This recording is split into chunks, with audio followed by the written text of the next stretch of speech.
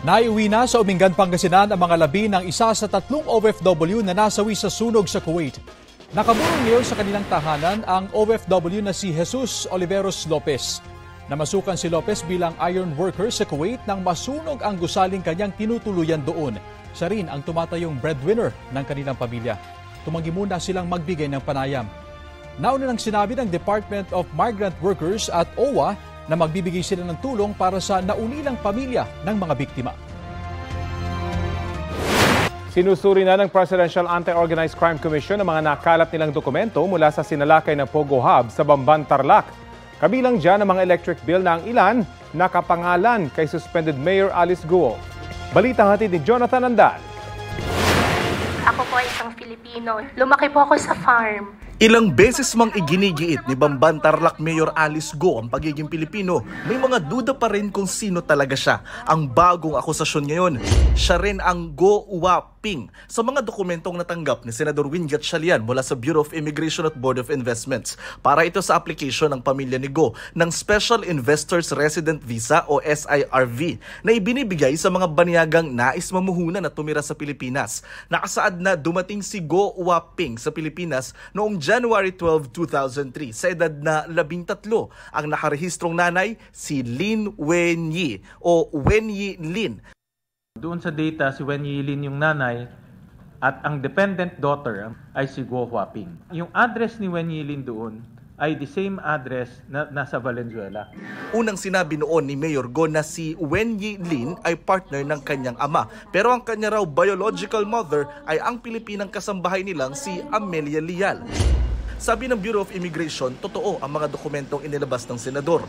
2011 daw ang huling record nila kay Go Waping. Nakansela na raw noon ang kanyang SIRV. Pinag-aaralan daw ng BI ang ilang travel records at documents patungkol kay Mayor Go. Pero maaga pa raw para sabihin si Go Waping at Mayor Go ay iisa. Ang tinitingnan po natin, hindi lang kasi yung pangalan, pati po yung other details like the photo and all the other documents that are in the records of BI as well as yung nakuha natin from the Board of Investments. Sa tanggapan naman ng Zunyuan Technology, operator ng Pogo sa Bamban na sinalakay noong Abril, may ilang dokumentong sinusuri ng PAOK o Presidential Anti-Organized Crime Commission. Gaya ng mga bill sa kuryente mula July hanggang November 2023 na nakapangalan kay Mayor Go at statement of account nitong Pebrero na nakapangalan din kay Mayora. Sinubukan namin kumpirmahin sa Tarelco 2 ang mga electric bill pero wala pa silang sagot. Pati proposal ng pasweldo para sa housekeeping staff mula sa isang manpower agency na may petsang June 20, 2022. Naka-address din kay Go at sa Bauful Land and Development Inc. Nakipag-ugnayan kami sa Arisan Trading and Manpower Services para rito pero hindi pa sila tumutugon. Unang sinabi ni Mayor Go na bago siya tumakbong mayor noong eleksyon 2022, nag-divest o nagbenta na raw siya ng kanyang shares sa Bauful Land, kumpanyang may-ari ng lupa kung nasaan ang sinalakay na Bamban Pogo. Taliwas ito dun sa sinabi niya na nag-divest na siya even before pa siya ang manalo na mayor ng Bamban Tarlac. Kasi once na ikaw ang nagbabayad, siyempre, involved ka sa finances, sa management ng pera ng kumpanya. Malaking ebidensya ito sa isasampa naming kaso. Hindi pa raw nakikita ng kampo ni Go ang mga dokumentong hawak ng PAOK pero pumalag sila sa mga dokumentong ipinakita ni Senador Gatchalian. Filipino citizen, she is a holder of a Philippine passport and she is a registrant of with a birth certificate. Handa raw silang sumagot sa mga akusasyon sa Mayora, pati sa reklamong inihain sa kanya ng DILG sa Ombudsman. Iimbitahan naman muli ang Mayora sa pagdinig pa rin ng Senado sa susunod na linggo, kaugnay pa rin sa ni-raid na Bamban Pogo. Naglabas naman ng memorandum ang DILG. Paalala ito sa mga LGU na may kapangyarihan silang mag-inspeksyon sa mga nasasakupang negosyo. Matapos sabihin ng mayor ng Porac, Pampanga na noong Mayo, hindi sila pinapasok sa Lucky South 99 para mag-inspeksyon kaya umalis na lang sila. Illegal na Pogo pala ang naturang pasilidad. Tignan nila even to the barangay level. No? Kung kinakailangan nga, isa-isahin mo na yan eh. At ako rin sumulat dito kay Chief PNP na i-assist ang mga LGU hingil dito. Sabi ng DILG, base sa datos ng PAGCOR, 43 na lang ang mga lisensyadong Pogo sa bansa. Lahat nasa Metro Manila maliban sa isang nasa Kawit, Cavite. Sabi naman ng Labor Department, handa raw silang tulungan ng nasa 20,000 Pinoy sa mga ipasasarang Pogo. Jonathan Nandal, nagbabalita para sa GMA Integrated News. Huwebes latest na mga mare at pare. Solid experience. Ganyan inilarawan ni SB19 member Stel ang kanyang unexpected performance with the one and only David Foster.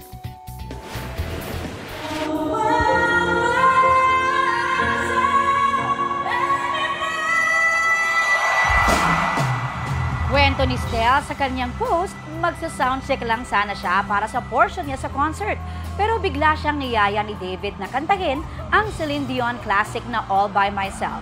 Pag-amin ni Stel, kinabahan siya na parang nasa auditions.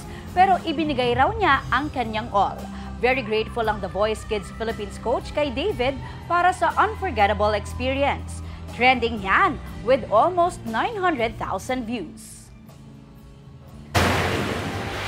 Huli ka ang pagsalpok ng isang motorsiklo sa isang tricycle sa Barangay Macayog sa San Jacinto, Pangasinan. Sa tindi ng impact, tumilapo ng mga sakay ng motorsiklo at tricycle. Sugatan ng mga rider at angkas. Ligtas naman ang ina at 5 buwang sanggol na nasa sidecar ng tricycle. Ayon sa pulisya, sinubukang mag-overtake ng motorsiklo sa tricycle pero biglang lumiko ang tricycle kaya hindi na nakaiwas ang motorsiklo. Nakapag-usap na raw ang magkabilang panig at nangako ang rider ng motorsiklo na sasagutin ang pagpapagamot sa mga biktima. Patay ang isang batang 3 taong gulang matapos pumabangga ng isang van sa Maynila. Ang nakabanggang driver iginiit na hindi niya napansin ang bata. Balitang hatid ni Jomer Apresto. Kuha ito sa bahagi ng Solis Street sa Tondo, Maynila kahapon ng umaga. Nakatayo ang isang bata sa kanto.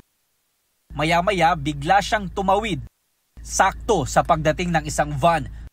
Nabundol siya nito hanggang sa tuluyang magulungan. Dinala sa pagamutan ng 3 taong gulang na biktima. Gayunman, hindi na siya umabot ng buhay.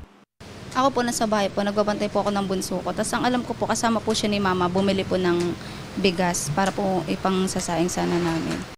Ang tatay naman ng biktima, nasa trabaho raw na mangyari ang insidente at nagulat na lang sa sinapit ng kanyang anak. Nung nakita ko po yung anak ko, puro ulo yung tama. Matalino yung bata sa tutusin lang. Yung kita nyo naman nung sa CCTV, tumitingin pa siya kung bago siya tumawid. Dahil kasi yung bata na yan, aral ho yan eh. Naharang ng mga residente ang van at nahuli ang driver nito na nasa kustodiya ng Manila District Traffic Enforcement Unit. Hindi raw nakipag-usap sa pamilya ng biktima ang driver. Ang humaharap sa amin yung supervisor ng company na kesyo nag-o-offer ng 50,000. Ang hirap lang nun, presyuhan mo ng ganun yung anak ko. Dugot laman ko yun, tas ganung presyo mo lang. Niraos nga ho namin yun, kahit anong hirap ginawa namin. Desidido na magsampa ng kaso ang pamilya ng biktima. Tumangging magbigay ng pahayag sa media ang suspect. Pero sa panayam daw ng chairman ng barangay, sinabi niyang hindi niya napansin ang bata. Sana mga bata, yung mga 2 years old, 5 years pababa, paglalabas at may bibilin, sana samahan na lang nila. Kasi madalas ang aksidente rin dito. Jomer Apresto nagbabalita para sa GMA Integrated News. Nagdulot ng pagbaha ang malalakas na ulan sa ilang probinsya. Kabilang dyan ang ilang lugar sa Mandaue, Cebu. Bago pa man pumasok ang La Nina, nagsagawa na ng cleanup operation sa mga manhole at waterway sa lugar. Sa Cagayan de Oro City, hindi bababa sa 100 pamilya ang inilikas matapos bahain. Pero ilang residente piniling manatili sa kanilang mga bahay sa takot na baka mawala ang kanilang mga gamit. Wala namang naitalang nasugatan sa pagbaha. Patuloy pa ang clearing operation sa mga lugar na binaha. Binigyan na rin ng tulong ng barangay ang mga apektadong residente. Umapaw ang ilog sa barangay Talapas sa Dato Montawal, Maguindanao del Sur matapos siya ng malakas na pag-ulan sa lugar. Apektado ang mahigit sa 300 pamilya. Nakatakda namang mamahagi ng tulong ang Dato Montawal LGU sa mga naapektuhan ng pagbaha. Halos buong bansa muli kasama ho ang Metro Manila ang uulanin sa mga susunod na oras. Base sa rainfall forecast ng Metro Weather, light to moderate rains ang mararanasan sa maraming lugar. Posible pa rin ang heavy to intense rain sa ilang panig ng bansa kaya dapat maging alerto sa baha o landslide. Nakataas ngayon ang General Flood Advisory sa ilang bahagi ng Mimaropa Region, Zamboanga Peninsula, Northern Mindanao, Davao Region, Soc-Sargen at Caraga Region. Pinapaalalahanan ang mga residente sa posibilidad ng baha sa gitna ng pag-uulan. Ayon sa Pag-asa, ulan na dulot ng hanging habagat at mga local thunderstorm ang mararanasan sa bansa.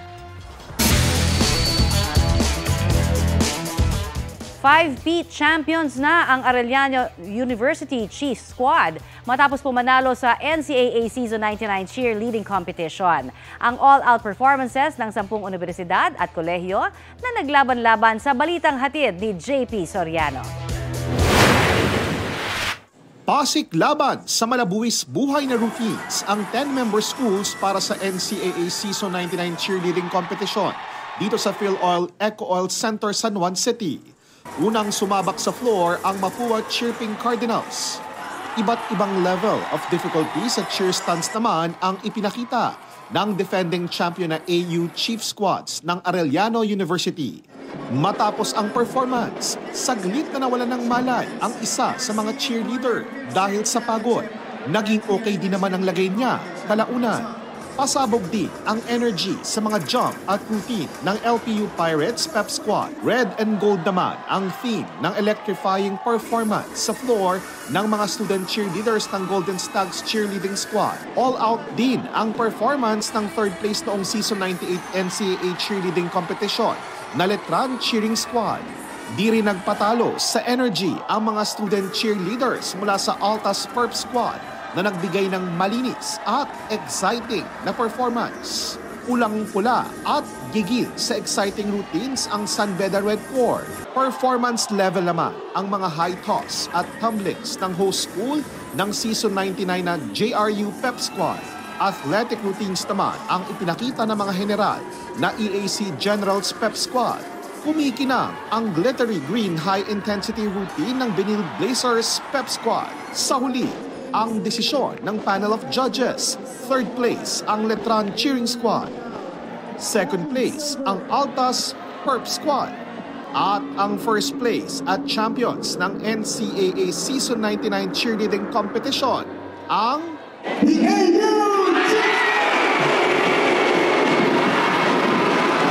Pinapasalamatan ko siyempre first si Lord, then second to Arellano community, then yung mga batang ito. Napakahusay nila!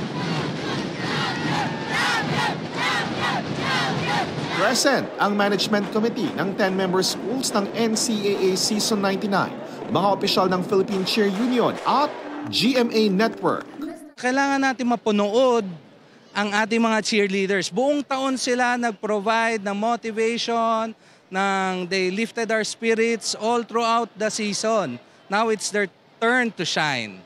Mapapanood ang delayed telecast ng NCAA Season 99 Cheerleading Competition sa June 23, Linggo, 10:30 ng umaga sa GTV.